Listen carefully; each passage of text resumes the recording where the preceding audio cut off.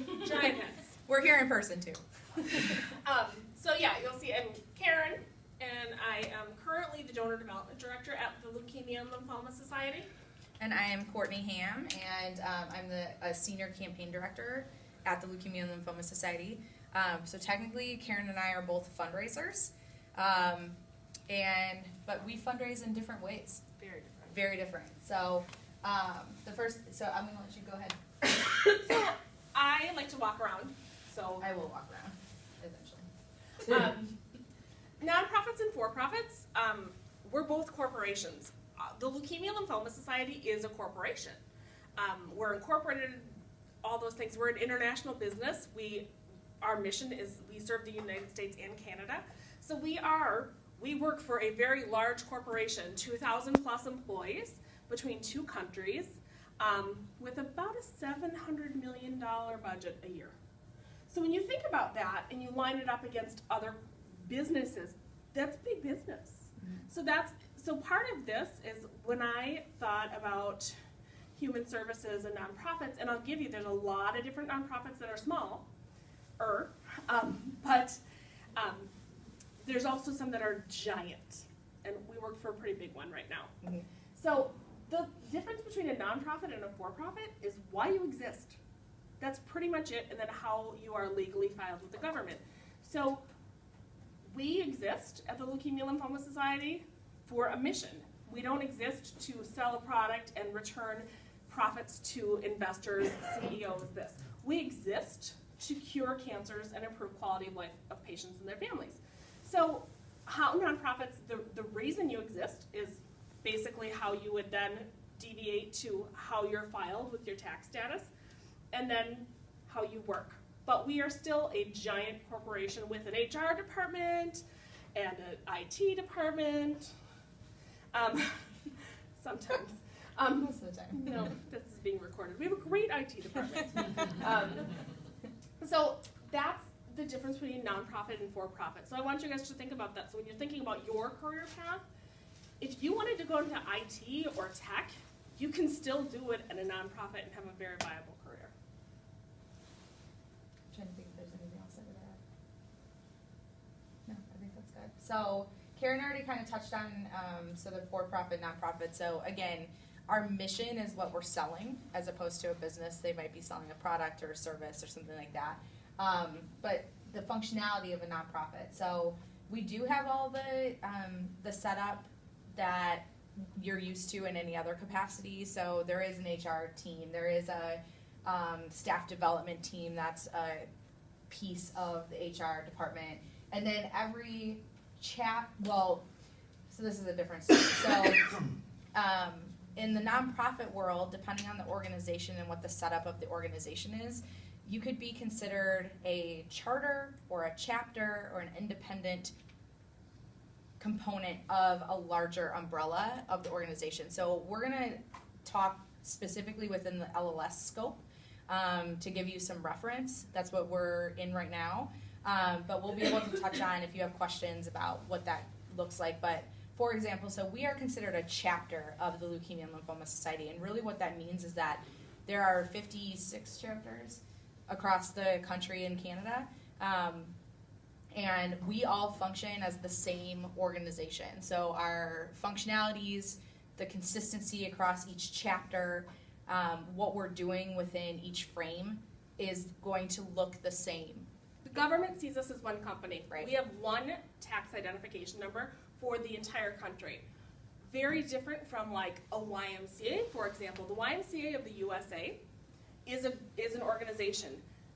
They then charter their individuals. So if I wanted to open a YMCA in a community, I would apply for a YMCA charter, and then I would have to file my own EIN and form my own board of directors, do my own taxes, do my own auditing. So just to kind of give you a scope, you've got, us, one company. So when someone writes a donation to us in Wisconsin, you're writing it to the same company as you would be writing it to a chapter in Arizona or anywhere else in the country. So we function as one unit versus a YMCA. There are different YMCA charters all over, versus, you know, a neighborhood association that Right. I volunteer with. That is its own filed independent organization. Doesn't have a national charter. They created a mission, they formed their paperwork, they formed their own nonprofit. So they're not branding with, they're not a charter of a bigger organization, they aren't huge like us, it's just its own piece. So YMCA is a good example because if you are familiar with the Y, even around here, there's different, like West Suburban is its own function, Waukesha is part of a bigger, there's several locations of it, and it falls within the same component, but they function like Karen just described. Does that make sense? Does anyone have questions about the difference? No? Okay. Can you ask that again, the difference between The difference, so just like the functionality, so you can have like charters versus chapters versus, does that make sense? That depending on, so the whole point in us telling you all of that is when you're looking through your path and what you're planning on doing once you get through your schooling and what that looks like in terms of what you're trying to do, those are things that I would recommend having a good understanding when you're starting to look for jobs within that field. What does that organization setup look like? I would say part of that is because you have to really understand as you get into that process, people are going to ask you, so if they are providing money to support the cause that you're working for, they will want to know, most people will want to know what the functionality is and what that looks like. Is there money local? How does that get used? All of those things, and we'll talk about that, but those are good things to keep in mind. You just said you were gonna talk about it, but I was gonna ask, like, if you guys know, do you know the efficiency of where you guys work is? How much of every dollar actually gets donated? If you guys know what that is? Yep. So it's 79.5% of every dollar goes to our mission. So our overhead costs are very good. And if you think about how big the organization is, that's our overhead or what you're asking. So the deficiencies that he's referring to is our overhead costs. So staffing and expenses that we need to function, like internet and computers and rent and supplies and all the things that we need to function on a regular basis as a business go into that overhead cost. We are really, really solid as an organization, probably very much so comparatively, especially at our size. It's actually awesome here, because I know there's some charities out there, I don't wanna get a cease and desist by mentioning the names. No, but, don't mention names. theirs are only like, 15% Right. or lower. Oh, yeah. And Oh. most people don't know about those ones. No, so I also would encourage you, and this is total side note, that if you are even putting your volunteer time into an organization of any sort, find those things out. Those are good questions to ask. Those are not weird questions. Those are not inappropriate questions. Those are absolutely beneficial questions, and you should know where you're putting your time and your money and your talent. So that's a good question. On the self-interested side of why does this matter, the functionality side, the reason we say these things is that, to be honest with you, if you are getting into human services because you have a great idea and you want to start your own nonprofit, that is fantastic. So you will be that type of nonprofit. To the other side of this, on the self-interested side, like, we work for a giant corporation and we have health insurance through our corporation and all those pieces. We have a 401k through our corporation, 403b. So you can still work you can do social work or case management or volunteer development or fundraising in all of these different aspects and in all these parts of you can choose your career path and you can choose to scale it in something that is smaller and local, and you can choose to form your own nonprofit, but you could also do that kind of work for a giant corporation, and we are by no means the largest, and we're pretty big. So the reason we bring that up is so you guys have some scope and some ideas. The other piece for us that's really lovely is you've transferred between 3 chapters. Mm-hmm. So state to state to state, still working for one company pretty seamlessly. Is that by choice, Or is that by like, they're like, we want you to go over here? Oh, wouldn't that be fun? No, it was by choice. Okay. So we had some, my husband had career movement with his work and put us into different states and cities. And so, and to Karen's point, that's actually a really cool thing about having an organization, a large organization that you work for as opposed to a local is they're not all the time, but there are definitely opportunities where you're able to transfer and continue to do the work that you're doing within the same company or organization. So, any other questions? Quiet. We dropped sugar on all of your I know. talk more. So when you talk about how funds are raised, again, it really depends on the nonprofit. So our nonprofit, they're, depending on your type, and I know you guys have seen these, Goodwill Industries has Goodwill stores. They sell products, and that revenue is turned into their mission. That's their model. Then you also have, and Goodwill stores is not their mission. Their mission is to train people in jobs, and they have a whole workforce development program. That's their mission. Salvation Army is a mix of a lot of that. Then you've got your YMCA's that are membership-based, where they collect dues to be Y members. That money goes towards their mission, which is strengthening families and communities. It's been a long time since I've been there.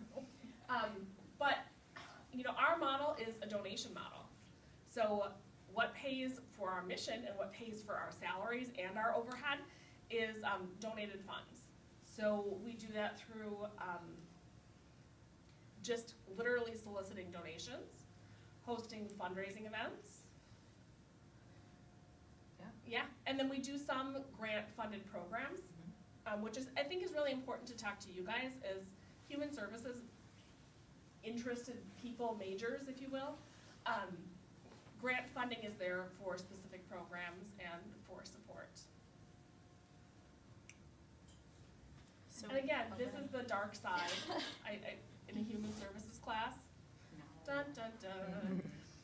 How many of you guys are here in human services class because you wanted to sell something? Not very many. You want to do good. The reality is, all of these programs need to be funded. So getting good at fundraising makes you a very, very valuable resource for your career development.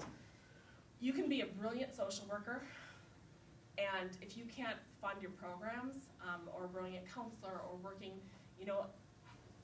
we'll get there when we talk about our career paths, but being able to be an asset, whether or not you're soliciting your own funding, but working with the team of people who are funding your cause, is really a useful thing.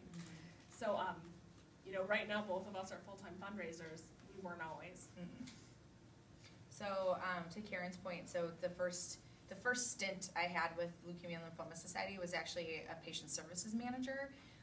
So I was in your shoes. I was like, I want to help people. This is my background. This is a good fit for me. I got to quote unquote spend the money in our chapter and really offer the programs and services to support our patients locally and their families and healthcare professionals and all that stuff.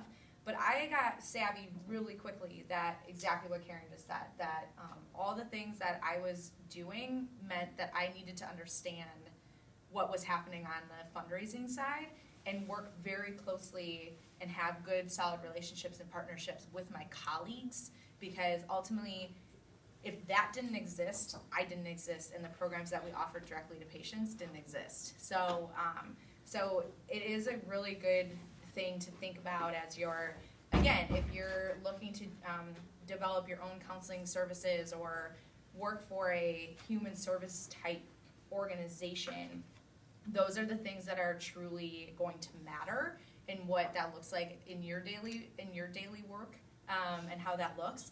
But also, the partnership goes both ways. So there were numerous times that I was able to share information about the what we were doing and how, and so really the what, why, and how. But I would go with our fundraisers to meetings and really talk about how the donation coming from volunteer to help the fundraiser comes to the patient services person, then delivers the product, which is our mission, our direct services. So it worked back and forth, but you need to really understand the dynamics between both. We've seen a lot where that doesn't end up happening, and it doesn't work. So you don't have the funding that you need to do what you really want to be doing. And the funding, we joke that it's the dark side, but ultimately, we're in business to not only eliminate blood cancer at some point, hopefully, but in the meantime, to really support the community and support patients and their families as they're going through those diagnoses and beyond. And understanding both sides is really what benefits all of us, and that's why we're driven every day. So, trying to think if there's any other functionality. What So- type of fundraisers Yeah, do you I was gonna do? say, yeah, so functionality wise, we'll talk about, because this is where she and I differ, and it'll give you a good insight of what we're doing right now. So we're gonna talk from the scope of the Leukemia and Lymphoma Society fundraising and what we do as an organization, because that's what we know right now. So, So let's take a step back. Yeah. So when we talk about what we do, our mission is to cure leukemia, lymphoma, Hodgkin's disease, and myeloma, and improve the quality of life of patients and their families. 2 tiers.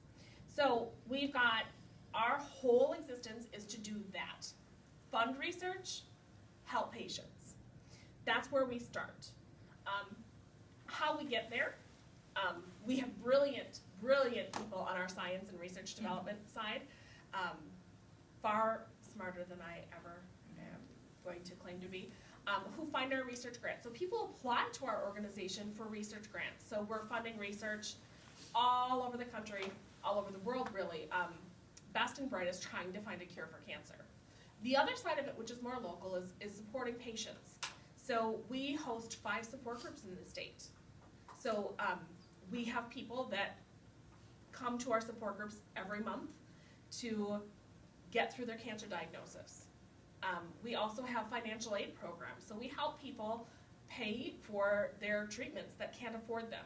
We just launched on Friday $100 stipend to anyone who's in treatment, because if any of you have ever had the unplanned health expense, it doesn't matter if you are the CEO of a company or if you are the receptionist at a company, nobody has a, what if I have a health emergency fund?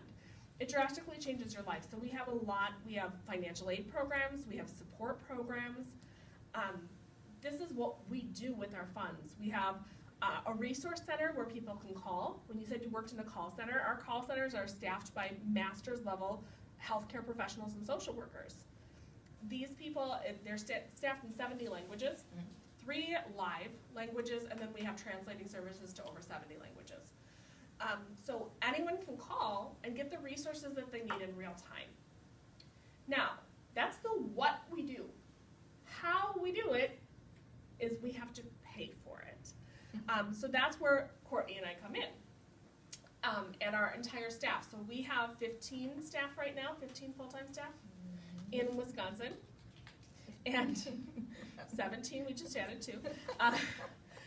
We're growing. So we've had, so how we do it is we raise funds. Okay, Wanna take so yeah, so as we mentioned, we have different titles, and titles they are what they are. But ultimately, so what I do within our chapter is I work with a team and host different fundraising campaigns throughout the year. So the ones that, we can go through all of them, but the ones that I work on are called our Man and Woman of the Year, our Students of the Year. We have a Pennies for Patients program, and then we have a team and training program. So that's what's part of my team. Ultimately, what Karen described earlier is we work with individuals that are looking to volunteer and support our mission in a fundraising capacity, and we work with them specifically within the campaign itself and what the structure of the campaign is. So, for example, our Pennies for Patients program, it's our true statewide campaign or program. It's all kid-based, it's school and youth. So ultimately what we do is we work with schools across the state, and this happens in all the chapters, and they put on a 3-week fundraising effort within the school. So typically it's a K through 8 school that participates. We have an entire educational component to the program, so the kids are really getting a lot of learning and leadership and development out of participating, but ultimately we work with the kids to get excited about supporting other kids that have blood cancers like leukemia, and they collect change in its truest form. They bring change to school and collect money to support our organization.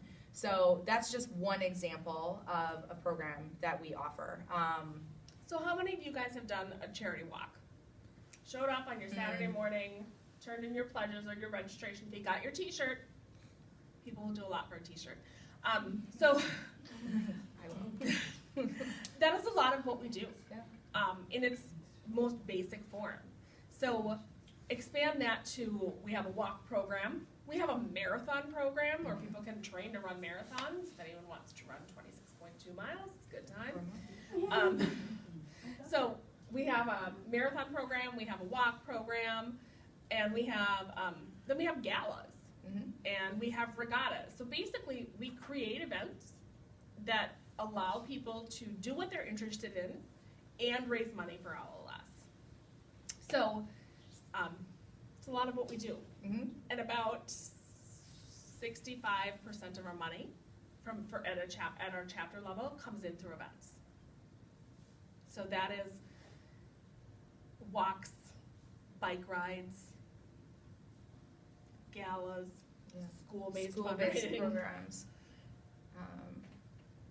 Yeah, and then there's just general donations, and then there's the piece that Karen focuses on. So, which is a little different and a different avenue of how we bring funds into the organization. So I work in donor development now. I came from events, but I work in donor now.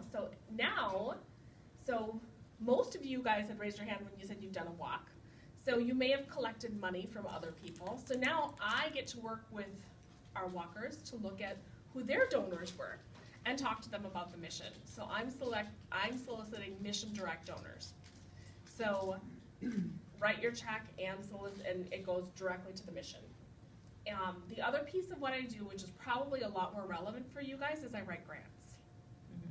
So we find grants that fit certain needs.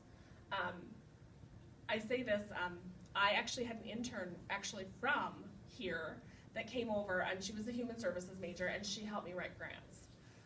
Because her goal, and in fact she has formed her own nonprofit, but she realized in forming her own nonprofit for her mission, which is her whole mission is based around kids facing traumatic events. Her kids witnessed a traumatic event, and that really that PTSD. She wanted to form a nonprofit that works with kids on dealing with that. But she also knew in order to do that, right now it's her side project. She has to be gainfully employed over here. But eventually she wants this to be big enough to be her gainful employment. She knew she needs to work on funding. Right now, she is a zero overhead nonprofit. She does not take a penny for herself. So any money that she collects goes directly to programs and services for the kids, and she's 100% volunteer. Now, in an ideal world, she can get big enough where she can start paying herself and maintaining a ratio. So we worked on grant writing. So grant writing is finding funders, family foundations, corporate foundations, that have pools of money set aside that have specific interests to fund. So, for example, at the Leukemia Lymphoma Society, we write a grant to one funder, and it's a research grant.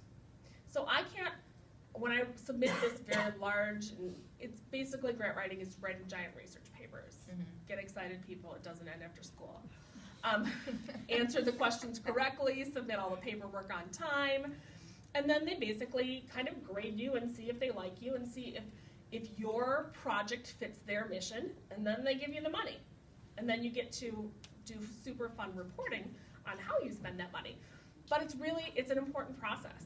So learning how to, so when you're sitting here saying, writing these research papers, am I really gonna do this? Yes, that's what I do for a job.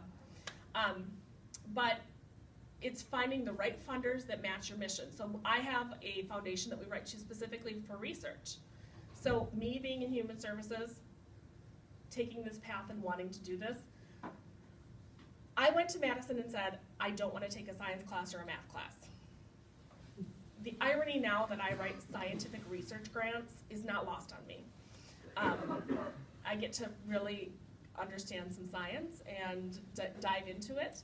I don't have to do the science, but I get to report on it and write it. It's how I get funding and it's how we fund our mission. So that's a big piece of it. The other side is program grants. The Potawatomi Foundation, a lot of you guys know Forest County Potawatomi is the giant bingo, giant casino. Part of their charter is to return money to the community. They hand out a ridiculous amount of money to a lot of social service organizations that help people. So their stipulation, I use that as an example, is the Forest County Potawatomi Foundation, in order to write a grant, there are 3 time periods you can do it, has to be local, has to be Milwaukee. So my research that we're funding isn't in Milwaukee, it's in Madison, it wouldn't fit. So we write for support groups for them. And we help fund the support groups that we run here. So it's direct client services, pays for the supplies we need for the support groups, and all those pieces. So that's my side of what I do now, which is that funding side. So I'll give you an example. So even in our organization, we have a donor development director specifically for what you just described. We have fundraising all components. A previous organization that I worked for is all international efforts, and they're actually domestic in where their office sits. But 97% of what they do is overseas. And the program that I ran was a fully grant-funded program, only domestic program that they had. And so even within an international organization where they are quite large, my program specifically was 100% grant funded. So what that meant is if we didn't have the foundation support and more grant funding coming in, it was dependent on what services I was able to provide out. So even within the same organization can actually determine what your functionality is. Does that make sense? So it can be functions here and be completely separate in another avenue within the same umbrella. Does that make sense? So also, all of these things are just things to think about as you're looking and trying to figure out what your path is and where you want to, and that was probably the closest experience that I had in a local nonprofit setting as opposed to working for a national organization. So that's been my background is national organizations, and with the exception of that, because my functionality, how I was working within, this was in Cleveland, how I was working within the city and what I needed to do to make sure that we functioned was completely different than working for LLS or something else. So I think that's something also functionality-wise, we didn't talk about it, but, and maybe this is advocacy and grassroots organizing, but functionality-wise, as you're thinking about it, several of you raised your hands that you've worked in more local type, crisis center or a shelter, or as opposed to a Salvation Army, but that is very local too. Understanding the resources and what that looks like in a local base versus a national organization can look a lot different. So the resources available and how that the funding is necessary to function is going to look a little different.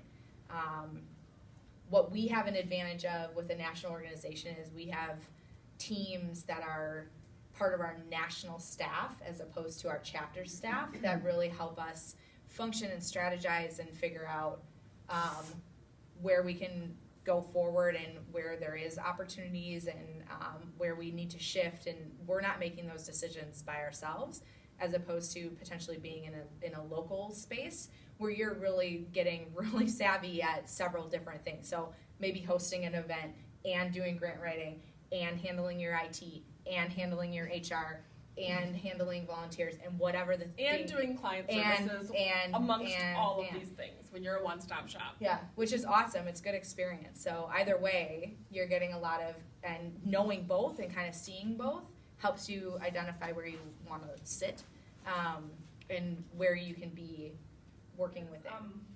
Most nonprofits, you have to advocate for yourself. You have to build your own base of support for your mission. So we have it up here as a point. We have at some point when you are working in a client services industry, when you're working in a nonprofit, you have a mission. You have a reason that you exist. If it is crisis hotline and suicide prevention, you probably are going to be pretty aware of the legislation that's going on in the national funding. So you're going to probably delve a little bit into advocacy and lobbying your officials and being aware of really fun things right now, like how tax policy has changed. So it is going to change our reality and how we process donations and how people give money. So it's, again, it's a side effect of what it can be. It can be your full-time job in a nonprofit, doing advocacy, doing grassroots development. But even if it isn't, even if your job is to do case management here, you're probably going to have some awareness because it will affect your day-to-day. These changes in legislation, changes in healthcare bills affect how people have resources to pay for this, which then trickles down into, you might have a change in a healthcare policy might cut funding where normally they'd be able to go to the hospital and get the service, and now they can't, and it then creates a lot more need in a nonprofit space. So again, it's up here as part of this whole big ball, and like I said, I think that the Leukemia Lymphoma Society is this huge ball of a lot going on, but you guys are human services majors, so pretty much, when you talk about you can do anything and be anything with this major, that's it. It's all related. Do you want to talk about your path? Sure. So we're gonna switch gears. Does anyone have any questions about this stuff? Just general stuff.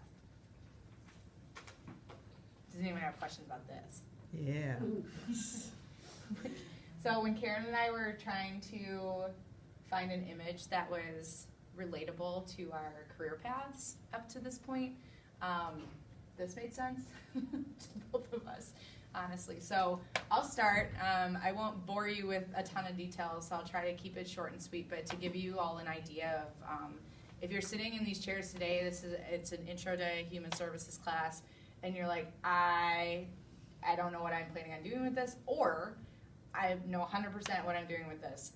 Things change, right? So I've moved a lot and that kind of thing. So I'll just give you a little bit of background. So I took a psychology class when I was in high school, and I was like, I'm in. This is the deal. I'm totally doing this. This is perfect for me. I have a psychology degree. I sat in a course my senior year in college and it was a career class and had all these psychologists, PhD levels come in, and they were talking about what they did every day, and I was like, done, master's degree, awesome. So thought I was going to be a school counselor, decided that wasn't the most, it wasn't a consistent path. A lot of school counselors don't exist in some schools, or they are the first to go, or whatever the case may be. So decided community counseling made more sense to me, and went and got my master's degree in counseling. So totally sold on, I want to help people. I want to work with clients. I see myself having my own practice someday, all of that. And then I got done with my counseling degree. And in the midst of, I had been interning, we've moved a lot, that's what I mentioned. So I was in Nebraska. I was interning for a woman that opened her own practice. She was a teacher for 25 years, decided she wanted to be a counselor. Went to school, got all of her credentials, opened her own practice, and she did intensive outpatient, so she did substance abuse counseling and mental health counseling, so dual diagnosis agency. So I did my internship there. Totally did not want to do substance counseling at all. Our director convinced me that I should sit in on a session with him, and totally changed my mind, and I loved it. And in the midst of that, I was looking for jobs. So we had been volunteering for the American Diabetes Association at the time, and it just so happened that they needed a temporary staff to join their team, and it was a very small office. There was 4 of us. And so I was like, you know what? I'm figuring out my counseling thing. I'm working for this agency. She kept me on after my internship. I'm earning my hours. So I started as an office manager in a national organization. And let me tell you, you learn a lot in a very short period of time, especially in such a small office. So I was doing my counseling in the evening, and I was working for this nonprofit during the day, and realized that I could do a whole lot more in a nonprofit organization than seeing onesie, twosie clients. And as you all will learn, you guys have volunteered in different capacities. My biggest struggle early on was that you don't always get to see outcomes. So I worked with a lot of incredible individuals that had very intense things going on, and sometimes you didn't know what happened. You know, sometimes they were good enough that they weren't seeing me anymore, or whatever the case may be. And that's kind of the end of that. You don't get to follow up with them or hear unless they reach out to you. So sitting in the nonprofit world, I realized that I had so much of this counseling skill to offer, and I could do so much more in a bigger setting. And so I kind of went down that path. So we ended up moving, and I thought if I could do something with my counseling skills in a nonprofit organization and really make a difference, that's the job that I wanted. And the position with LLS opened in Kansas City. So we moved. That was my first opportunity with the Leukemia and Lymphoma Society. So I went from an office management position, from a counseling degree, to a patient services manager. So I got to do direct patient support without the counseling piece, which bonus for me. So that was the piece that I enjoyed. I thought I was good at. I just didn't want to do it every day. So I got to do all the things that I loved in a capacity where I was reaching more people. And then fast forward, we had to move again. And that's when I took my LLS hiatus, but ended up getting into an organization after a year stint working in retail. I joined Helen Keller International, and that was the program that I was referring to. So I was running a local program in Cleveland, doing eyeglasses for students. So I was essentially the program manager / ED / grant writer / manager with a team of 4, and learned a ton. And then ended up realizing that what I was saying earlier is I realized this the whole time, that there was a piece that I could offer, that if I could help bring money in, all of these things continue to happen, and I just really enjoyed it. So I took a job back with LLS, but on the fundraising side. And that's kind of where my path shifted a little bit. So I was really focused, again, counseling degree, very focused on the human services component, and trying to figure out within my career paths, how can I really utilize my skills? But I'll tell you what, I am using them every day. There is a component of my human services and the counseling background that I use every day when I'm talking to volunteers, when I'm trying to raise more money, when I'm working with our colleagues and trying to figure out other opportunities that we have to support in the community. And so it was just a fit. So I was like, you know what, I'm going to try it. I'm going to figure out this new path. And that's kind of where I've been since. So, and again, about opportunities within the organization, I've worked in patient services, I've managed and run campaigns, I've worked in the operations department, I think that's it, and management. So that's where I'm at right now, is I'm managing a team of fundraisers and supporting our mission that way. So it's a really quick synopsis.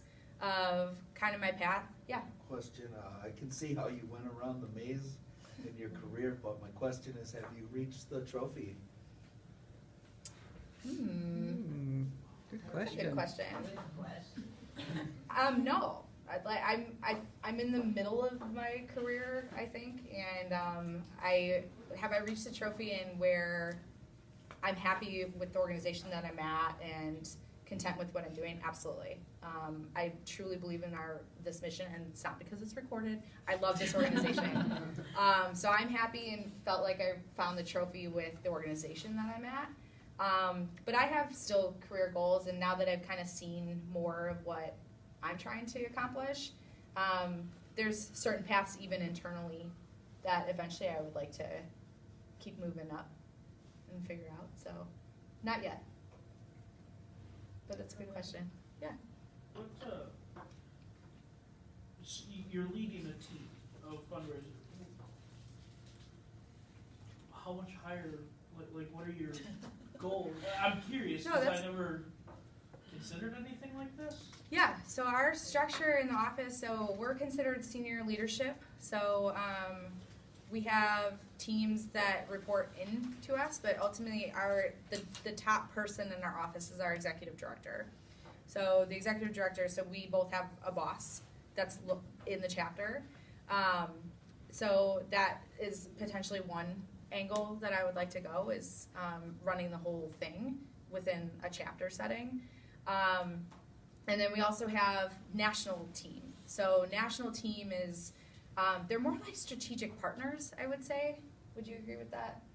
Yeah, they're a series of consultants. So we Yeah. have people that work on our walk that help. So we have teams of people that that help us with best practices specifically in walk. Right. So our job is execution at this level, Mm-hmm. but there's a walk person who is assigned like 7 or 8 chapters, and their job is to go into all these chapters and make sure, are your I's dotted, are your T's crossed, is your branding correct, is this correct, is this correct? So it's a different series, because at the end of the day, they aren't the ones recruiting the participants who recruit the money, who work up this chain. So we very much have this ladder structure where we have the consultants over here, Right, we have the chapters over here, dotted lines all the way across in a very large corporate matrix. But it's an option. And I mean, and the reality is we could stay at this nonprofit, and we have a national CEO. You going for that? No, I would No. not want his job. No. Oh, No, I'm not smart enough for that. and I say don't. So my job, my path is a little different. I was not at all in your shoes. Whereas Courtney wanted to help people, I wanted to help myself.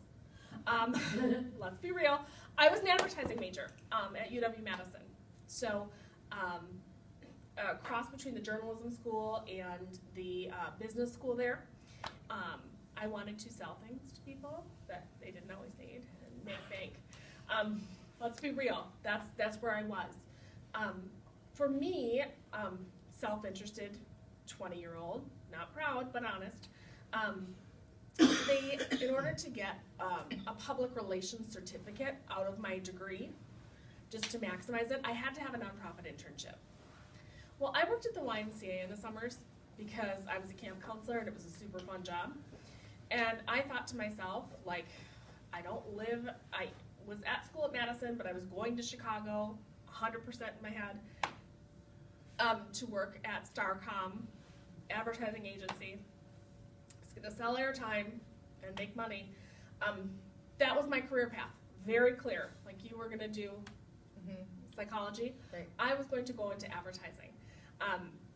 But this opportunity came along where it was like, hey, if you want your PR certificate, you've got to do this nonprofit internship. And completely out of laziness, again, not proud but very honest, I didn't want 2 things on my W-2s because I was not going to stay in Wisconsin. I was going to Chicago, so if you were leaving the state, why would you have work for 2 organizations when you have to file out-of-state taxes? It was just way too hard. So I took my internship at the YMCA, and I got the marketing. I was going to join the marketing team at the YMCA for my internship. And we were about 2 weeks into the semester when they announced a capital campaign. Capital campaigns, for those of you who aren't familiar with it, are fundraising to build a building.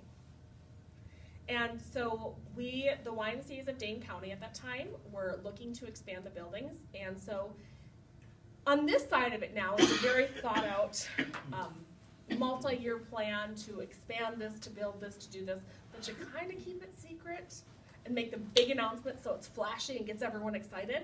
So I had no idea where I worked was going to have a huge facelift of the buildings, change da-da-da-da-da, and have to raise like $5 million in a very short period of time. So being on the marketing team, it was like, surprise, you're a fundraiser. Surprise! Because everything that the marketing team was going to do was going to support the fundraising efforts. So we needed to get in front of people and explain very quickly why it was important that we needed a new building, what programs were suffering. We couldn't reach as many kids in the after-school program because the buildings weren't there.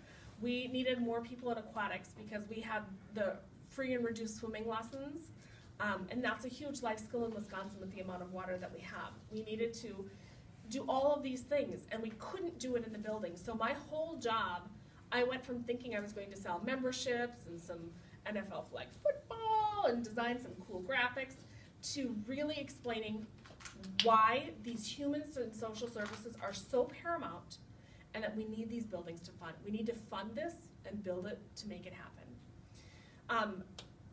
21-year-old intern, they brought, at that point in the marketing department, our CEO at that time, and we were a chartered organization, so one CEO and one vice president running 3 buildings in Dane County.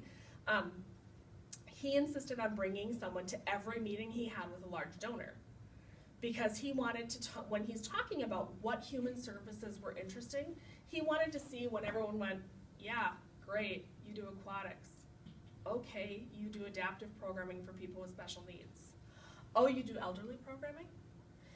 And as he was talking, he wanted someone to write down those social cues to notice what piqued someone's interest, because then he knew how to come back to his office and go, oh, Courtney really liked A and B, and C really didn't make her interest at all. So he knew how then to come back, craft a proposal that says, you can support this, and this is what your dollars will go to, and this is the impact it will have, before he made that, in some cases, $1 million ask. I loved it.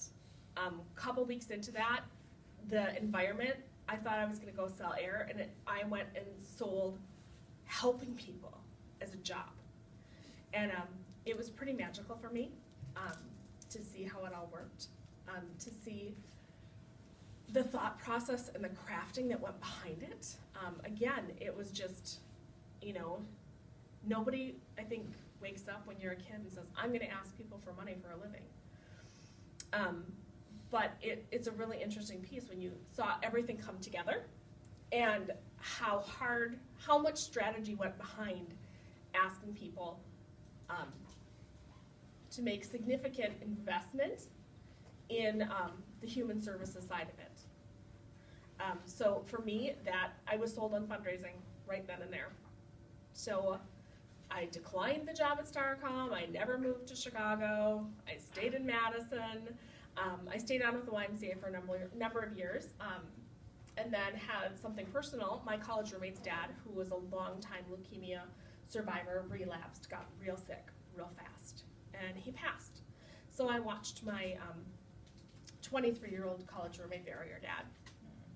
And for me, I went, oh God, this is real. So I then jumped from the Y, which I still love with everything I am, to the Leukemia Lymphoma Society and helping cancer. So again, really different paths, really different interests. But here we are, sitting next to each other in our offices or next to each other, doing the same thing. And the bottom line is, it is human services. It's just we come at it from a different, neither of us are doing direct case management anymore. But at the end of the day, these cancer patients wouldn't get the support and services they need if it weren't for what we do. So it's another viable option for you guys to consider as you're looking at your careers. So we still have some time. So what are you guys, do you have any thoughts with what you want to do or how you want to proceed? Have you guys thought through what you want to do with your majors? Is there any like training for grant writing? I did see some information online that they were offering, sessions to learn how to grant write, but it was for people that were low income. I don't know if that makes sense, that were interested in learning how to start a, nonprofit for grant writing. There's a lot of resources that I say, use. There is training. There's training, but B, I encourage you also to find a mentor. You know, we take interns at our organization and help people do this. There's an association of fundraising professionals. It's called AFP in short. That is its own nonprofit, if you will, because it's an association, but they offer really good training. The Greater Milwaukee Foundation offers training. Greater Milwaukee Foundation is a funder. So their training is always interesting because it's done by the people who hand out large checks, but they offer their own training.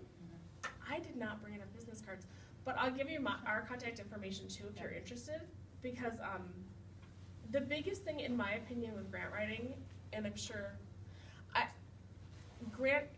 your success in grant writing is about finding the correct funder. I think the biggest thing is writing a grant.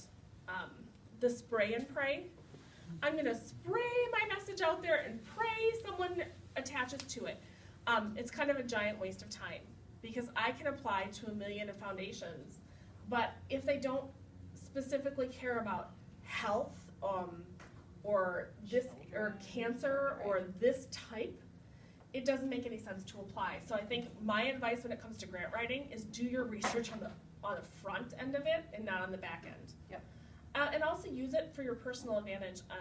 Side note, when I bought my first house 12 years ago, I found a grant program through the housing development where I was a single woman and I bought my first house, so I got a $5,000 grant towards my down payment. Never would have found that if I wasn't in grant writing and going, there's gotta be something out there. And so yes, I was with my husband. My husband was my fiance at the time. We took him off the offer. I had to jump through some hoops, but it was a $5,000 grant that was forgivable $1,000 a year. Again, personal. It helps you personally too. There's revenue out there, so look for it. But do your research and homework. So I actually did several day-long grant writing courses. This was in Omaha, but they're available. They're there. So if that's something that you're interested in or just wanting to learn more and figure out if you're interested in, find those. They're not always hundreds of dollars, especially if you're a student. They might just have you come for free and learn. So, but look, so Karen gave 2 examples of organizations even in Milwaukee that have these offerings, and they're really good. They're informative. They kind of talk about what she just talked about, that you have to do. It is like writing a research. It is. You have to figure out all the, how do they function? You know, we do this a lot even with sponsorship asks, but with foundations too. What have they given in the past? You're not going to go in and ask for a $100,000 grant when the most they've ever given on a regular basis is $5. You know what I mean? So you have to. I mean, you could, but who knows why they were only giving $5? But they might just only do that, or they might want to spread their money bigger, and so you have to really figure those things out too. So there's a lot of information to look through in that capacity, just in general. So. We wanted to end on this and obviously allow for any questions that you guys might have. But this was kind of, when we were sitting down and thinking about, you know, you heard we have very different backgrounds. This is the stuff that has worked. So this is the stuff that we still do all the time. I will speak for myself. I do this all the time because this is the stuff that has gotten me to the position that I'm in and where I'm happy and where I feel like I'm still growing and learning is this. So you are in a school environment right now. You have resources available to you, a career counseling department maybe. I don't know what all your resources are here. Utilize them. take advantage of what's around you, instructors, other classmates that might have had experience in a different world and now they're coming back and learning more. I'm sure some of you have done. Research. So we brought this up several times. I can jump through all of them, but any opportunities that are presented. So if there's an internship, not everything is going to get paid. But I will guarantee you, if you did an internship for a semester or for a couple months in the summer or whatever, that is a huge advantage. Not only for your own experience and for your own learning process, but we look at that. So when I have people applying for jobs, I don't really care what school they went to. I care what they did. Were they in clubs? Were they in activities? Were they doing internships? Were they volunteering? Were they doing skill set activities during their time when, yes, it is hard to be in class and do all these things, but I look at that as an advantage. So take advantage of what's around you and jump into anything that you can. We said research, always research. So we made it a comment earlier that know what the organization is that you're applying to with any job. Know what you're applying to before you apply. Don't waste your time and don't waste that employer's time, but really understand what you're getting yourself into. Ask a lot of questions. And I put the last one I think is really important, network. If you're not in a networking component right now, there's tons of, you just have to find what you like and what fits with your schedule and stuff, but there is a huge benefit of being around like-minded people that are all trying to do the same thing and talking to them and understanding what they're doing and how they can help you or how you can help them, honestly. So that's a huge piece. Is there anything else that you want to add here? Have fun. Yeah. I mean, honestly, honest to goodness, this is so exciting for me to see a room full of people that are looking at human services as career options because we have to solve the world's problems right now. The government's not doing it. A lot of businesses aren't doing it. So it's on people doing this. You will not get rich doing this. Be prepared. But you can have a really rich life. So enjoy the journey. Does anyone have any questions? We have a few minutes left. We answered everything. Quiet bunch I today. know, even with this sugar. You know, we both talk a lot, which is in trouble. You guys make connections that help you outside in your everyday life? Like, do you guys meet people or, like, obviously learn skills, but like, stuff that personally helps you? That's how we're here. This is, Okay. that's why we're here right now. I mean, there's not many instances. I have been working in nonprofit for probably about 10 years before I got married. And my whole wedding was vendors that we used for events and, and different stuff. I mean, honestly, it's, there's not much separation. And I know you guys talk about burnout and boundaries and all these other things that go with the industry. It's real, but it also is, there's not much, my best friends are a lot of people who I've met through the Leukemia Lymphoma Society, and it's not because it's my job and that's where I spend my time, it's because I'm around like-minded people. People that don't, people who are willing to help other people and step up, and I think that it kind of puts you into that club. So I'll add to that with, this has nothing to do with nonprofit at all. But finding people, so advice that I have been given and I give advice on is find people that are doing something better than what you're doing and figure out what they're doing to do it. So, so that's one thing. So find those mentors, find those people that you can shadow or talk to or mimic in some capacity and understand what they're doing, because they're doing it. So if you want this, find the people that get you to that, because you're going to find those people on the way. The other thing is, I say this all the time, that you act and do how that person is acting and doing as well. So If you want to be the CEO someday or open your own nonprofit, hang out with the CEO or the person that runs their own nonprofit or whatever the case may be, because that's where you're going to learn and have that opportunities, especially in an internship setting or a mentorship. You get to ask a lot of questions that you might not get to ask in a different setting. So find those people, and that's why networking is really important, because there are individuals that you're going to find that are very motivating, or you like what they have to say, or you like what they're doing and you want to figure out how to do that. Those are the people. So hopefully that answers your question, but I do that all the time. And like Karen said, have fun. Find your passion. You guys, you're figuring this out. Some of you are figuring something else out, a different career path or whatever. Find what makes you wake up and tick every day, and that's what you should do. So if it's being open, keep an open mind about it. I couldn't tell you in a million years that I was gonna work in nonprofit. I told you, I was like gung-ho from my junior year of high school, what I was doing. I don't even do that now. I don't even have a license. I love what I do, and I can utilize my human services skill set on a regular basis, but I was open to different opportunities that they were presented to me, so take them. Any other questions? Yeah. Well, it's not a question, but this really helps me because I work in manufacturing right now, and I am a production planner. I worked as a marketing assistant, so this really helps.